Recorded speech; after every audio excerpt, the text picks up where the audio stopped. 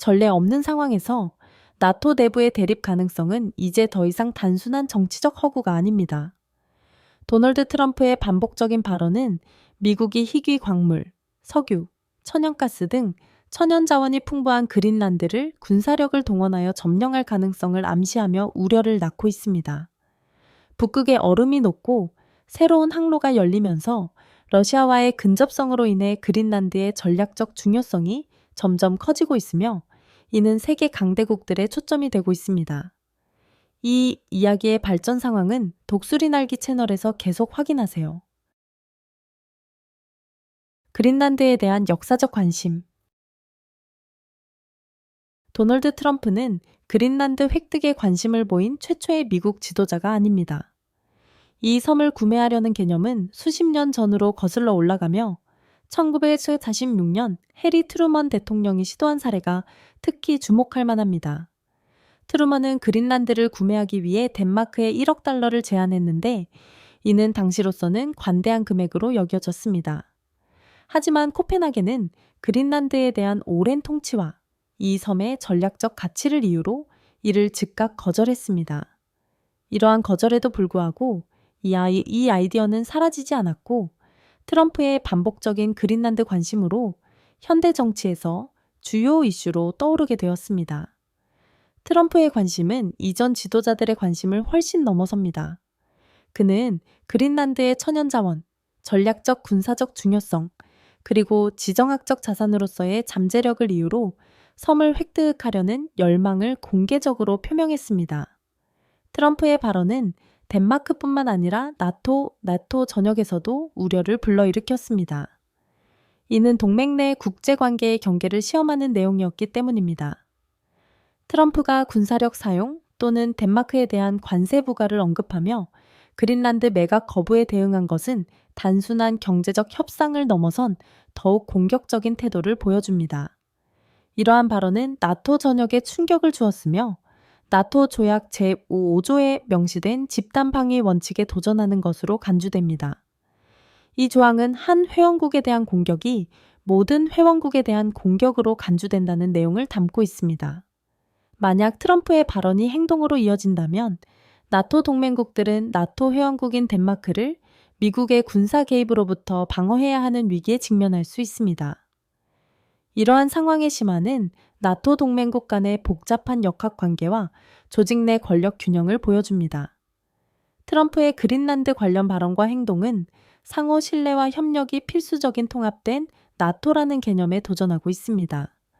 그린란드를 획득하기 위해 경제적 또는 군사적 권력을 사용하는 미국 대통령의 태도는 위험한 선례를 남길 수 있으며 이는 나토와 국제사회 전반의 외교관계의 미래에 대한 우려를 야기합니다. 안녕하세요. 여러분은 어디에서 저희 영상을 보고 계신가요? 댓글로 여러분이 계신 도시를 알려주세요. 여러분의 작은 행동이 저희에게 큰 동기부여가 됩니다. 감사합니다. 많은 사랑을 보냅니다. 트럼프 위협에 대한 외교적 반응. 덴마크와 그린란드의 반응. 트럼프의 도발적인 발언 이후 덴마크와 그린란드는 외교적 여파를 관리하고 미국과의 열린 대화를 유지하기 위해 협력하고 있습니다. 메테 프레데릭센 덴마크 총리는 덴마크가 미국과의 오랜 관계를 중시하며 이를 국제 문제에서 중요한 동맹으로 간주하고 있음을 강조했습니다. 프레데릭센 총리는 덴마크가 미국과의 협력을 소중히 여기며 방위, 무역, 북극급 관리 등 상호 관심 분야에서 추가적인 협력을 희망한다고 밝혔습니다. 그러나 트럼프가 그린란드를 획득하려는 집요한 태도로 인해 양국 관계가 긴장된 것은 부인할 수 없습니다. 그린란드 총리 킴 키엘센은 그린란드는 매각 대상이 아니라는 점을 분명히 하며 트럼프의 제안을 단호히 거부했습니다. 그는 또한 그린란드 주민들에게 가장 중요한 문제는 독립과 자치권 확대라고 강조했습니다. 덴마크가 그린란드를 통치하고 있지만 이 섬은 오래전부터 천연자원과 국제관계에서 더 큰 자율권을 요구해왔습니다. 그린란드 주민들은 트럼프의 관심이 그들의 독립을 방해하고 미국의 그린란드 획득이 오히려 덴마크의 통제를 강화할 것을 우려하고 있습니다. 국제적 반응. 국제적으로도 트럼프의 발언에 대한 반응은 강경했습니다. 올라프 숄츠 독일 총리는 유럽의 주권을 강력히 옹호하며 유럽의 국경은 불가침이라는 입장을 분명히 했습니다. 이 발언은 미국을 겨냥한 것이지만 동시에 유럽연합 전체에 중요한 메시지를 전달합니다. 이는 유럽이 외부 위협, 심지어 전통적인 동맹국으로부터의 위협에도 영토를 방어할 준비가 되어 있음을 보여줍니다. 숄츠 총리의 입장은 다른 유럽 지도자들의 우려를 반영하며 트럼프의 공격적인 태도가 서방 동맹의 단결과 안정을 위협할 수 있음을 시사합니다. 프랑스 외무장관 장 이브 르 드리앙은 주권 원칙이 국제관계의 기본임을 강조하며 모든 국가는 규모와 상관없이 이를 존중해야 한다고 말했습니다. 프랑스 정부의 이 입장은 외교적 규범과 국제법을 준수하는 것이 특히 글로벌 권력 균형이 변화하는 시기에 중요하다는 점을 부각시킵니다. 이러한 반응은 트럼프의 발언이 나토 회원국에 대한 미국의 위협으로 인해 동맹의 미래를 재평가하도록 만들면서 유럽 지도자들이 미국과의 관계를 재고하도록 만들고 있음을 보여줍니다. 증가하는 긴장에 대한 덴마크의 대응. 덴마크는 그린란드에 대한 트럼프의 대담한 발언에 신속히 반응하며 상황의 심각성과 주권에 대한 잠재적 위협을 이해했습니다. 덴마크 정부는 즉시 그린란드의 방위 역량을 현대화하겠다는 계획을 발표하며 결의를 분명히 했습니다. 이 계획에는 15억 달러를 투자하여 특히 공항 기반 시설을 확장해 전투기를 수용할 수 있도록 하고 섬이 잠재적 위협에 대비할 수 있도록 하겠다는 내용이 포함되었습니다. 추가적으로 새로운 드론을 배치하고 북극 해역을 순찰하는 함대도 업그레이드하여 이 전략적으로 중요한 지역에서 덴마크의 해상 존재감을 강화할 예정입니다. 덴마크 지도자들은 이러한 방위비 증가는 트럼프의 발언 이전부터 계획된 것이라고 공식적으로 밝혔지만 발표의 속도와 시점을 고려했을 때 이를 단순한 우연으로 보기에는 어려움이 있습니다. 특히 미국 대통령의 공개적인 발언으로 인해 그린란드와 덴마크의 안보에 대한 위협이 분명해진 상황에서 이러한 발표가 나왔다는 점에서 많은 분석가들은 의구심을 제기하고 있습니다. 덴마크의 입장은 그린란드와의 독특한 관계로 인해 더욱 복잡해지고 있습니다. 그린란드는 5만 6천 명의 소규모 인구를 가지고 있으며 코펜하겐으로부터 연간 6억 달러의 보조금을 받는 반면 특히 내부 문제에 있어 일정한 수준의 자치를 누리고 있습니다. 그러나 덴마크는 여전히 그린란드의 외교 방위, 일부 경제 문제를 통제하고 있습니다. 이러한 정렬은 수세기 동안 유지되어 왔지만 북극에서 그린란드의 전략적 중요성이 커짐에 따라 덴마크가 섬에 대한 영향력을 계속 행사할 수 있을지 여부가 점점 더 중요한 문제로 떠오르고 있습니다. 덴마크가 그린란드 관리에서 약하거나 비효율적인 모습을 보일 경우 글로벌 강대국들에게 섬에 대한 통제권을 잃을 위험이 있습니다. 이는 17세기부터 이어져 온 그린란드와의 역사적 유대를 약화시킬 수 있습니다. 또한 트럼프의 덴마크 제품에 대한 관세 부과 발언은 미국이 행사할 수 있는 경제적 영향력을 상기시켜줍니다. 경제 제재 가능성은 덴마크뿐만 아니라 다른 국가들과의 무역 관계에도 영향을 미칠 수 있는 중요한 우려 사항입니다.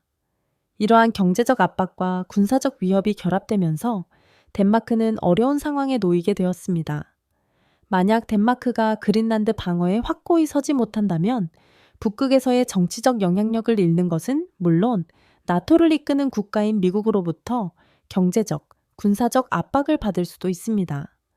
이러한 도전들이 교차하는 상황은 불편한 질문을 제기합니다. 덴마크와 유럽이 그린란드의 운명을 두고 나토 동맹국인 미국과 충돌하게 될 가능성이 있는가? 북극에서 그린란드의 전략적 중요성. 그린란드에 대한 지정학적 관심 증가는 북극의 역학관계 변화와 밀접하게 연결되어 있습니다. 기후변화로 인해 북극 해빙이 녹으면서 새로운 항로와 자원의 접근이 가능해지면서 북극 지역은 점점 더 중요해지고 있습니다. 이러한 맥락에서 그린란드의 전략적 중요성은 과소평가할 수 없습니다. 해빙이 줄어들면서 캐나다 인근의 북서 항로, 북극점 항로, 러시아 해안을 따라 이어지는 북동 항로의 세 가지 주요 북극 항로가 글로벌 무역의 핵심 통로로 부상하고 있습니다. 이들 항로는 운송 시간을 크게 단축시킬 것으로 전망되며 북극은 미래 경제 활동의 중요한 지역이 될 것입니다. 하지만 그린란드의 중요성은 단순히 지리적 위치에 그치지 않습니다. 섬에는 희토류 광물, 석유, 천연가스와 같은 방대한 미개발 자원이 있으며 이는 글로벌 경제에서 점점 더 중요해지고 있습니다. 세계가 청정에너지로 전환함에 따라 전자제품, 배터리, 재생에너지 기술 생산에 사용되는 희토류 광물에 대한 수요가 급증할 것으로 예상됩니다. 그린란드의 광물 자원은 이 신흥 시장에서 중요한 위치를 차지하게 될 것입니다. 또한 최근 몇 년간 북극에서 군사적 존재를 대폭 강화한 러시아와의 근접성도 그린란드의 전략적 가치를 높이고 있습니다. 많은 분석가들은 러시아의 북극 군사력이 나토의 역량을 수년 앞섰다라고 평가하고 있으며 러시아는 북극에서 점점 더 영향력 있는 플레이어로 부상하고 있습니다. 이러한 상황에서 미국은 북극에서의 러시아 활동을 감시하고 대응하기 위한 핵심 전략 기지로 그린란드를 보고 있습니다. 따라서 그린란드를 통제하는 것은 단순히 자원 접근을 위한 문제가 아니라 향후 몇십 년 동안 중추적인 역할을 할 수 있는 지역에서 강력한 거점을 확보하는 문제로 간주되고 있습니다. 미국 전략가들에게 그린란드의 중요성은 자원 그 이상입니다. 북극 항로와 자원 접근이 글로벌 무역과 안보에서 중요한 역할을 할 미래에서 그린란드는 핵심적인 통제 지점으로 간주되고 있습니다. 트럼프가 미국이 북극에서 국가 이익을 확보하기 위해 그린란드를 필요로 한다고 반복적으로 주장한 것은 그의 행정부가 이 지역에 접근하는 데 있어 더 넓은 지정학적 계산이 뒷받침되고 있음을 보여줍니다. 그린란드의 위치, 풍부한 자원, 경쟁 강대국들과의 근접성은 북극 지정학의 퍼즐에서 필수적인 요소로 자리 잡고 있으며 이를 확보하면 미국이 이 지역에서 결정적인 우위를 점할 수 있을 것입니다. 그러나 이 상황은 여러 강대국의 경쟁적인 이해관계로 인해 복잡합니다. 미국, 러시아, 중국, 유럽연합이 북극에서 영향력을 두고 경쟁하는 가운데 그린란드 주민들은 이러한 거대한 세력 사이에 끼어들게 되었습니다. 그린란드 주민들은 자원의 경제적 착취뿐만 아니라 외국 세력이 섬을 전략적 군사 목적으로 사용하는 것에 대해서도 우려하고 있습니다. 북극이 점점 더 경쟁의 공간이 됨에 따라 그린란드의 미래는 불확실하며 글로벌 강대국들이 이 귀중한 영토에 대한 소유권을 주장하기 위해 열을 올리고 있습니다. 트럼프의 관심이 파나마로 이동하다. 놀랍게도 트럼프의 야망은 북극을 넘어 라틴 아메리카, 특히 파나마 운하로 확장되고 있습니다. 파나마 운하는 대서양과 태평양을 연결하는 중요한 하운 경로로 오랫동안 논쟁과 지정학적 중요성을 지닌 지역이었습니다. 파나마 운하의 주권은 수십 년 동안 민감한 문제였으며 특히 20세기 대부분 동안 미국이 이를 통제했던 역사가 있습니다. 그러나 지미 카터 전 대통령의 지도 아래 파나마 운하는 토리오스 카터 조약을 통해 1999년 12월 31일 공식적으로 파나마에 반환되었습니다. 많은 파나마인들에게 운하의 반환은 미국의 식민지적 통제가 끝나고 이 중요한 인프라에 대한 파나마의 완전한 주권이 확립된 역사적 정의의 실현을 의미했습니다. 이러한 합의와 시간이 지난 후에도 트럼프는 이 조치에 대해 불만을 나타냈습니다. 그는 토리오스 카터 조약을 어리석은 행위라고 비판하며 미국이 이처럼 중요한 자산의 통제를 포기한 것은 실수였다고 주장했습니다. 또한 그는 운하를 통과하는 선박에 부과되는 새로운 통행료에 대해 불만을 표명하며 이 통행료가 너무 높아 미국의 경제적 이익에 해롭다고 주장했습니다. 그러나 그의 발언은 경제적 우려를 넘어섭니다. 그는 파나마에서 중국의 영향력이 커지고 있는 것에 대해 경고하며 중국이 파나마에서의 입지를 확대하는 것을 미국의 지역적 이익을 약화시키는 행위로 간주한다고 주장했습니다. 그러나 파나마는 트럼프의 비판을 단호히 거부했습니다. 호세 라울 물리노 대통령은 운하가 완전히 파나마의 주권적 영토라고 주장하며 운에 대한 파나마의 완전한 통제를 재확인했습니다. 물리노 대통령의 발언은 운하 반환에 대한 많은 파나마인들의 국가적 자부심과 주권을 지키겠다는 결의를 강조합니다. 트럼프의 발언에도 불구하고 파나마 정부는 미국의 운하 재통제에 대한 논의를 단호히 거부하며 이에 대한 어떠한 협상도 고려하지 않겠다는 입장을 밝혔습니다. 운하를 군사 개입이나 경제적 압박을 통해 되찾으려는 논의는 지역 전체에 경고를 불러일으켰습니다. 트럼프의 발언이 그의 공격적인 협상 스타일의 일부로 해석될 수 있지만 여전히 심각한 우려를 낳고 있습니다. 많은 사람들에게 미국이 파나마나 다른 소규모 국가에 압력을 가하려는 가능성은 위험한 전망으로 남아 있습니다. 글로벌 무역과 운하의 지정학적 중요성이 걸려 있는 상황에서 파나마의 주권을 약화시키려는 시도는 광범위한 결과를 초래할 수 있으며 이는 미국과 라틴 아메리카 이웃 국가들 간의 긴장을 고조시킬 가능성이 있습니다. 유럽의 경우 그린란드에 대한 공격은 사실상 나토 동맹국인 덴마크에 대한 공격으로 간주됩니다. 나토 조약 제5조는 덴마크가 공격을 받으면 모든 회원국이 이를 방어해야 한다는 의무를 부여합니다. 이는 기묘한 질문을 제기합니다.